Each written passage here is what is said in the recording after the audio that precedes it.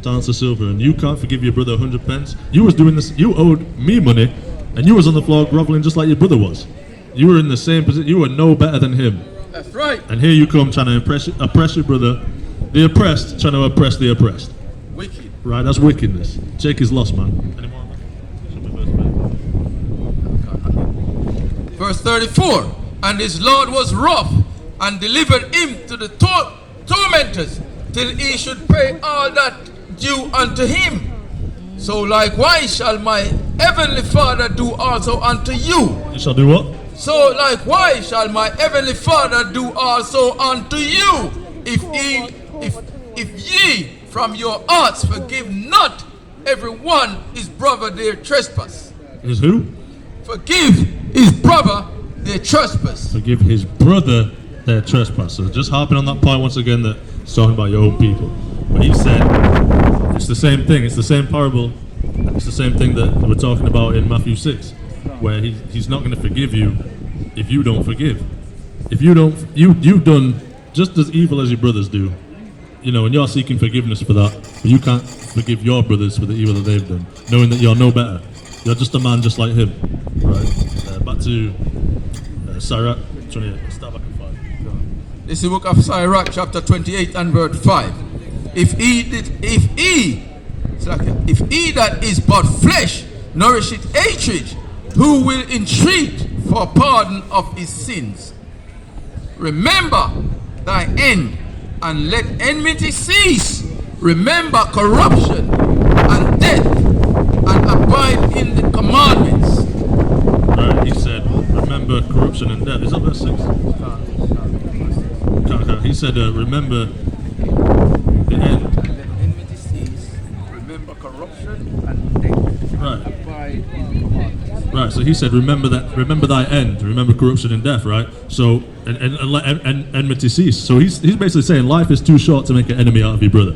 Life is too short to hold these grudges. Life is too short to not forgive them. Remember your end. Remember we're all going to die one day. If you don't forgive your brother and he pass away, how bad are you going to feel, man? How bad are you going to be feeling? It's that simple, man. And he said, remember that end and abide in the command. If you remember that one day you're going to die, if you die a sinner, guess what? Tough. It's too late for you now. So you need to remember your end. Remember that you're going to die, and you won't slip up, because you'll remember that if you die after committing a sin, well, it's up to the Father whether He's going to forgive you. It's not up to me, but your chances aren't looking good according to what we read in these scriptures. Bring on what you got. Ecclesiasticus, also known as Sirach, 7 and 36. Whatsoever thou takest in hand, remember the end, and thou shalt never do amiss. Right, so whatever you take in hand, remember the end and you'll never do amiss. Remember the goal that you want to reach and you won't make the mistakes. So if you want to be a righteous man, remember that you're going to die one day and you won't slip up, right? Somebody grab me Proverbs chapter 3 verse 5. Someone get Numbers 15:37. Or Proverbs first though. Proverbs chapter 3 verse 5. Trust in the Lord with all thine heart, and lean not unto thine own understanding. You got it figured out. Lean thy not unto thine own understanding. Right, lean not unto your own understanding. You can't go off of what you think. You need to go off what the Most High says. Read on. In all thy ways acknowledge him, and he shall direct thy paths. Right, so whatever you're thinking about doing, acknowledge the Most High and He'll direct your paths, right? You're thinking about heading into Popeyes, but it's the Sabbath day. You remember the Lord, you acknowledge Him, and He'll direct your path. You'll think, I shouldn't do that, right? You're thinking about cooking up some pork chops, right? You remember the Lord, you acknowledge Him, and you remember He directs your paths. You remember Him, and you won't do that thing, right? Give me that in Numbers 15:37, because you need to understand why we need to keep these commandments, right? It's Isaiah 40 verse 31. But they that wait upon the Lord shall renew their strength. They shall mount up with wings as eagles. They shall run and not be weary, and they shall walk and wait on the Lord now, Revelation 14 and 12. Those that wait on the Lord, we'll run and not be weary. We'll walk and not faint. We can go forever. We'll have spiritual power where we won't faint. We won't be able to run out of stamina. We could run all day. All day and we won't faint because he's going to look after us if we wait on him. But waiting on him doesn't just mean sitting around. Let's see what waiting on the Lord looks like. Revelation chapter 14 verse 12. Here is the patience of the saints. Here are they that keep the commandments of God and the faith of Yahushua. No, just the faith. And the faith of Yahushua. And I heard a voice. It said, here is the patience of the saints. What is patience? That's when you wait. So when we're waiting on the Lord, we need to be waiting, keeping the commandments and the faith. Because patience is when you wait. He said, here is the patience. When you're waiting on the Lord, you need to be waiting, but enduring, keeping the commandments and keeping the faith. That's right. That's right.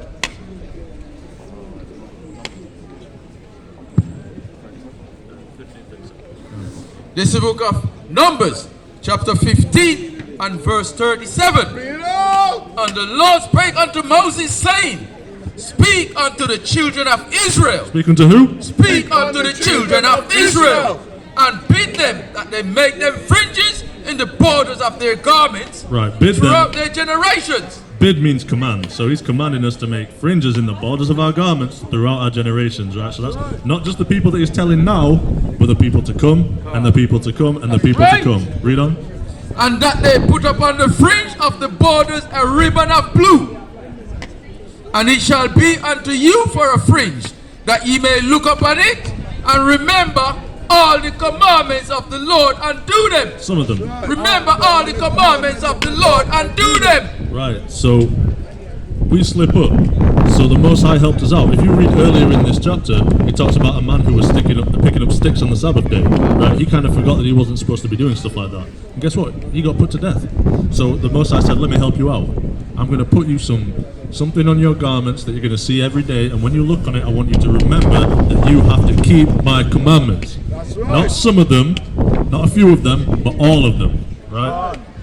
Get back to verse 7.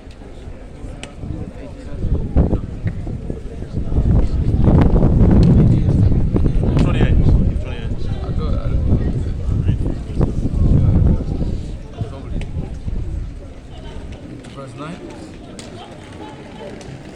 This is book of Sirach, chapter 28 and verse 7.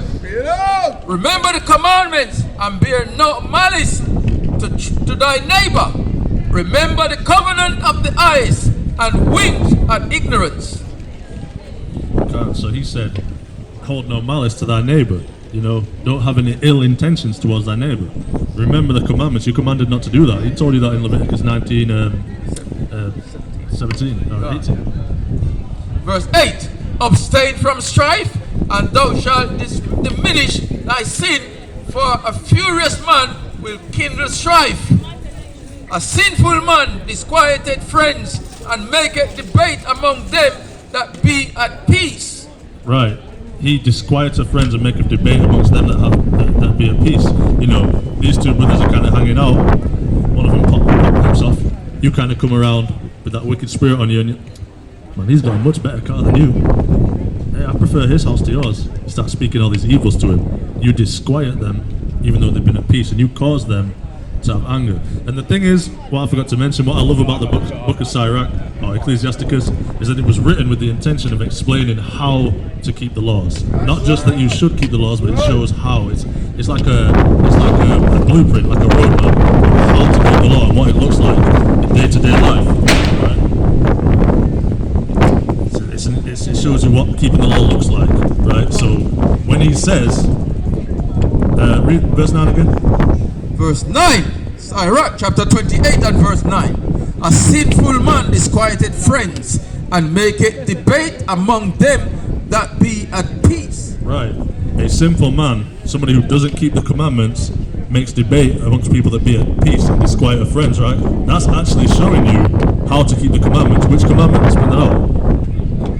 Leviticus chapter 19, verse 17. Verse 17. That's 16. Leviticus chapter 19, verse 16. Thou shalt not go up and down as a talebearer, As a what? as a talebearer among thy people, neither shalt thou stand against the blood of thy neighbor.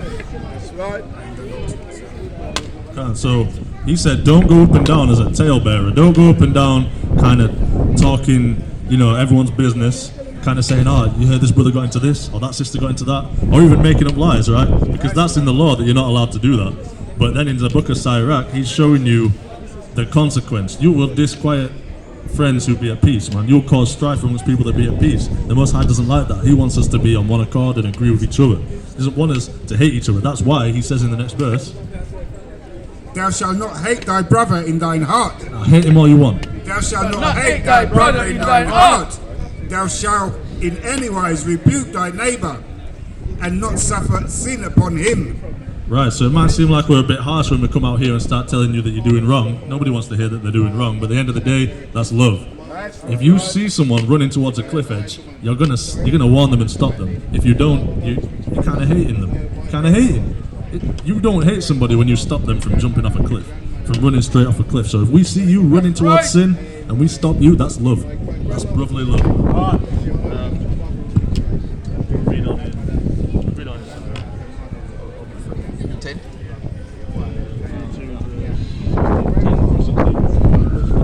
This is the book of Sirach, chapter 28 and verse 10. As the matter of the fire is, so it burneth. And as a man's strength is, so is his wrath. Right, so the stronger the man is, the more angry he can be. He's a bit more confident, he's got a bit more weight to throw around. He gets to be a bit more angry. So as the matter of the fire is, so is the burning. Right, so the greater the fire is, the more it burns. The more angry, the more strong a man is, the more angry he'll be, the more damage he'll do, right? Read on. And according to his riches, his anger riseth. Right. And the stronger they are which contend, the more they will be inflamed. Right, so the riches, he'll be more angry, right? Because he's not down to earth. He's not humble. He's kind of disconnected. He doesn't really know what's going on. You think Bill Gates has ever had to worry about how he's going to pay his rent? You ever think Bill Gates had to worry? No, he's out of touch. But so he's more likely to get angry over little things, right? But somebody who's been at the bottom can see that it's not worth getting angry over. There are worse things to get angry over. Right, read on. Verse 11. An hasty contention kindled a fire, and an hasty fighting shedded blood. If thou blow the spark, it shall burn. If thou spit upon it, it shall be quenched. And both these come out of thy mouth. Right, both these things come out of thy mouth, right? So he's saying, if you blow on the spark, it'll light a fire. If you spit on it, it'll quench. But both those things came from your mouth, right? So we're about to touch on the power of the tongue, right? Read on. Verse 13. Curse the whisperer and double-tongued, for such have destroyed many that were at peace. A backbiting tongue hath disquieted many, and driven them from nation to nation. Strong cities hath he pulled down, and overthrown the houses of great men. A backbiting tongue hath cast out virtuous women, and deprived them of their labor. Right, so these harsh words that you speak, they can put somebody down. They can really destroy the morale. They was ready to go and get it today. They was ready to do some good works. You kind of speak nasty to them, and now they don't want to leave the house. They're not in the mood anymore, right? Read on. Verse 16. Whosoever hearkeneth unto it shall never find rest, and never dwell quietly. The stroke of the whip maketh marks in the flesh. He said, read verse 16 again. Verse 16. Whoso hearkeneth unto it shall never find rest, and never dwell quietly. Right, so whoever hearkens unto, talebearing and going out and using the power of your mouth for wickedness, he'll never have rest, man. If you break the law, you'll never have rest. Bring out what you got, King. Let's see, because bear in mind, we're talking about how to keep the law. We're talking about specific law here. If you break the law, you won't have rest. That's what it says. Psalm 119 and verse 165. Great peace have they which love thy law, and nothing shall offend them. Right. Great peace have they which love thy law, and nothing shall offend them, right? You know, because if you're keeping the law, it changes your mind, man. It changes your mind completely. And you realize that there's some things you don't need to get bent out of shape about, right? There's some things you don't need to get bent. Your brother offended you? Cool. Forgive him, man. It's not that deep. It's really not that deep, man. Just forgive him. There's nothing to get bent out of shape out of, right? That's right. Read on. Sirach chapter 28 and verse 17. The stroke of the whip maketh marks in the flesh, but the stroke of the tongue maketh the bones. So he said the stroke of the whip puts marks in the back, but the stroke of the tongue, you know, it breaks the bones, right? You ever heard that expression? You're coming home with us.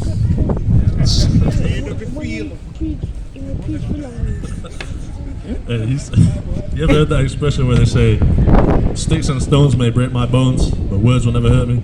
That's reinforcement. You're saying these words won't hurt me because it's acknowledging that words can break your bones, not literally, but words can be very hurtful, right? So that's why he said what he said. That's why he said. Words of the Lord, as we call forth. Can't. Hey, we're gonna get into that. Hello, sister. Your husband come here. So there's power in words, man. Bring out what you got, King. Proverbs chapter 18 verse 21. Death and life are in the power of the tongue, and they that love it shall eat the fruit thereof. Right, he said death and life are in the power of the tongue, right? If you, let's say, they don't do death sentence here anymore, but let's say you're looking at the death sentence, right? All it takes is for the judge to say, yeah, he's guilty, and that's it. It's death. It's in the power of his tongue, right? Or if he says that you're innocent, guess what? Life is in the power of the tongue also, right? And you can speak to people horrible words, and you don't know what mental state they're in. A lot of these young people in schools that get bullied, they end up taking their own lives because of words. Right. Because of words that are spoken, they end up taking their own lives. Life and death are in the power of the tongue, right? So read on.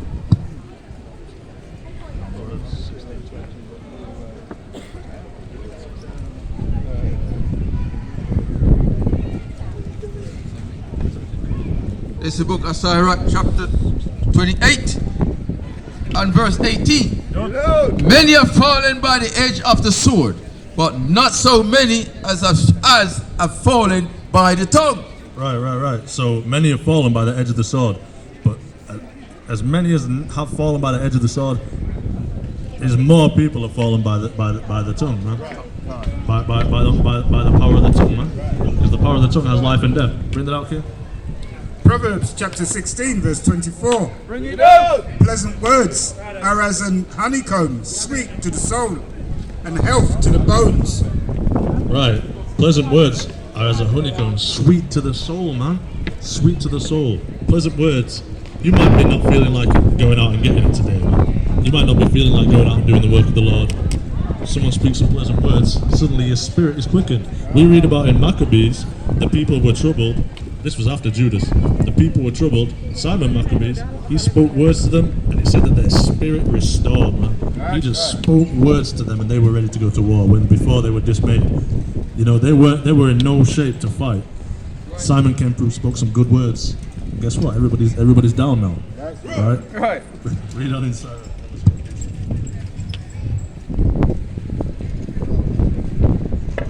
Sirach chapter 28 and verse 19. Well is he that is defended from it, and hath not passed through the venom thereof, who hath not drawn the yoke thereof, nor hath been bound in her bands. Right, so you're blessed. It said, well is he.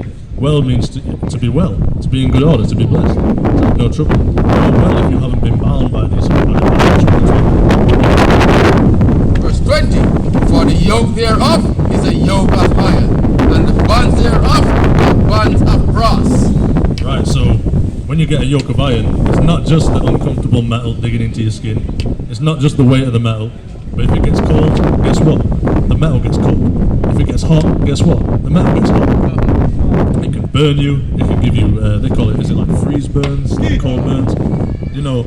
And with spiritual application, you see that these words that you speak to people, they can do some damage, man. They can do some real damage. It's not a light thing. The Most High said there's no vain words. Everything will be taken into account. You know, so he's gonna, when you stand before him in judgment, if you didn't get right and have it all blotted out, then guess what? He's gonna open the book. Remember when he said this?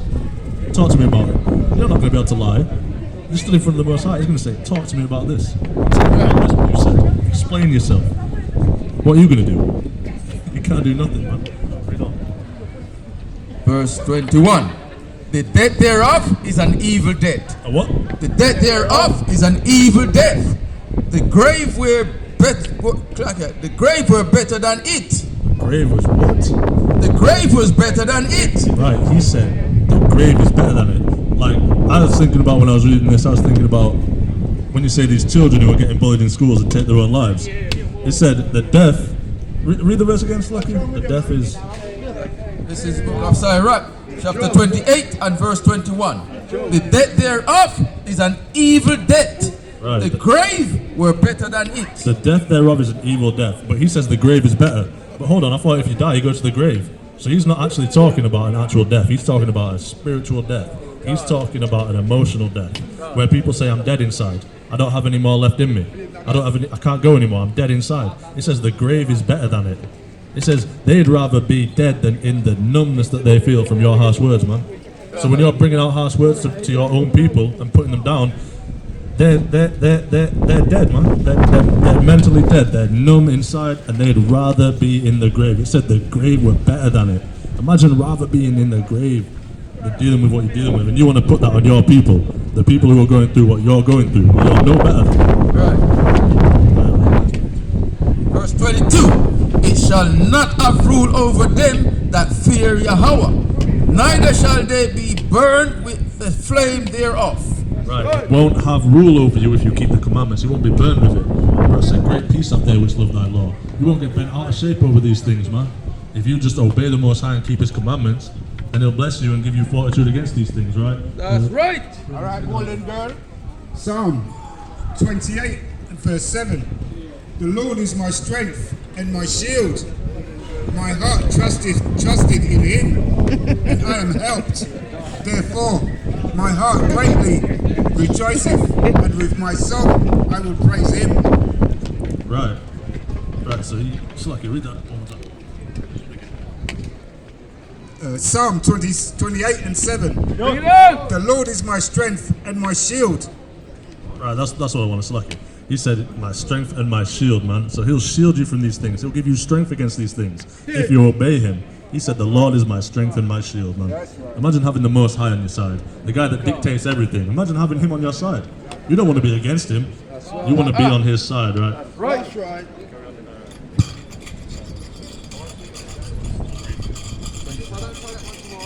This is the book of Sirach, chapter 28 and verse 23.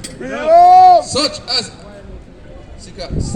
forsake the Lord shall fall into it, and it shall burn in them, and not be quenched.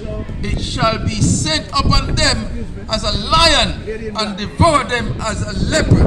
Right, so it said that if you don't obey the Most High, and these things will be your ruin, man, and they'll come on you suddenly. It said like a lion and like a leopard. They kind of stalk you, they're kind of hiding in the grass.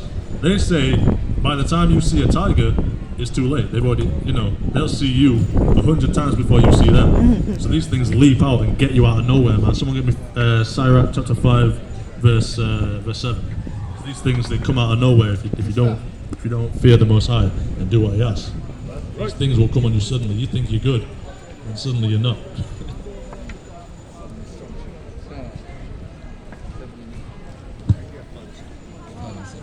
This is the book of Sirach, chapter 5 and verse 7.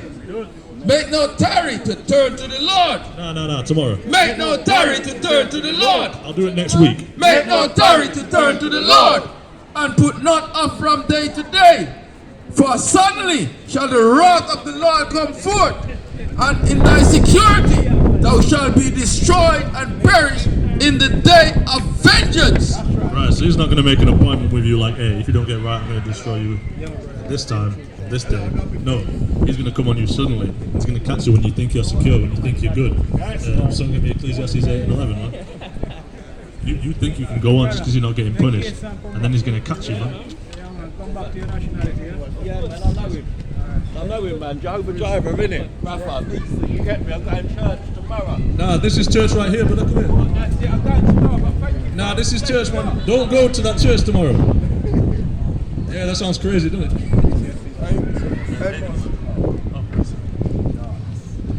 Amos 3 verse 6. Bring it up. Shall a trumpet be blown in the city, and the people not be afraid? Shall there be evil in the city, and the lewd have not done it? Right. So all these things, you know, like what just happened with that boat, crashed into that bridge. He says, "Oh, pray for those people." No, the Most High did. Why are you going to pray for them when the Most High is punishing them? Right? Or that bus that flipped over, right? People are like, pray for them, pray for them. But they should have started praying a long time ago. Or like Palestine, right? Palestine and Gaza, these people are getting judged for what they did to you. That's right. This fire is on them because of what they did to you, and you're saying, pray for them. Pray for them. No.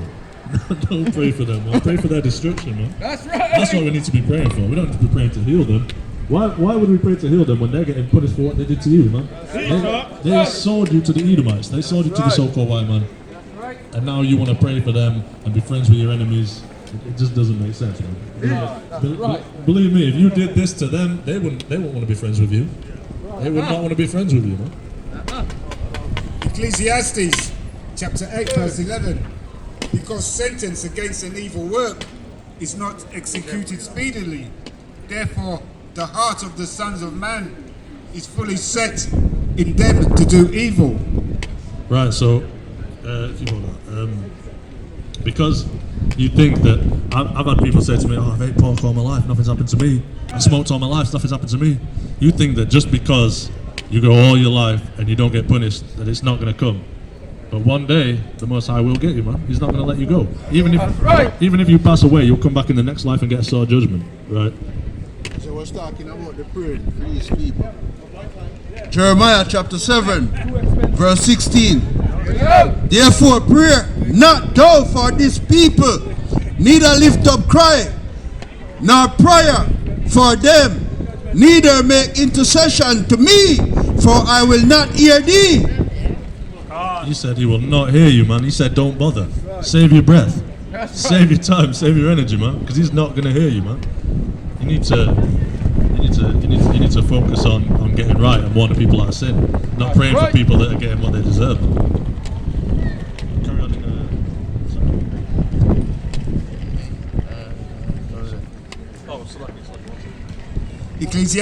Ecclesiastes 8 and 12.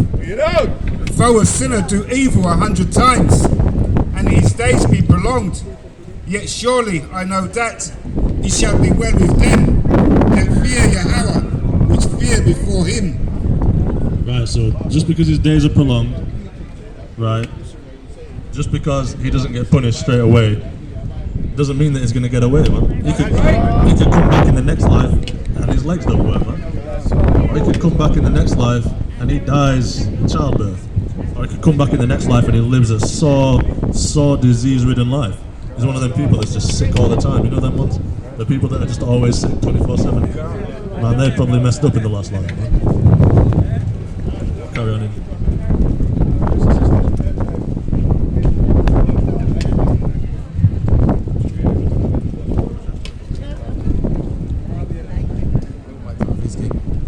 This is the book of Sirach chapter 28 and verse 24.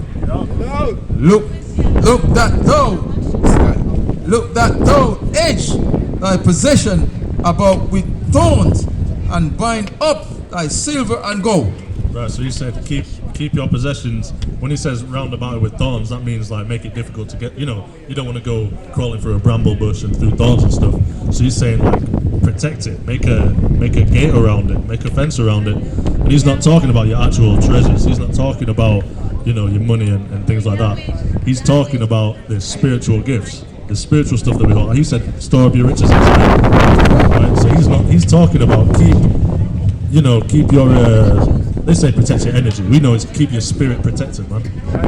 Be on watch, right? Be on guard. Someone get me 1 Peter 5:8. You need to be on guard. Right. Someone get me Job chapter 2, start at the top.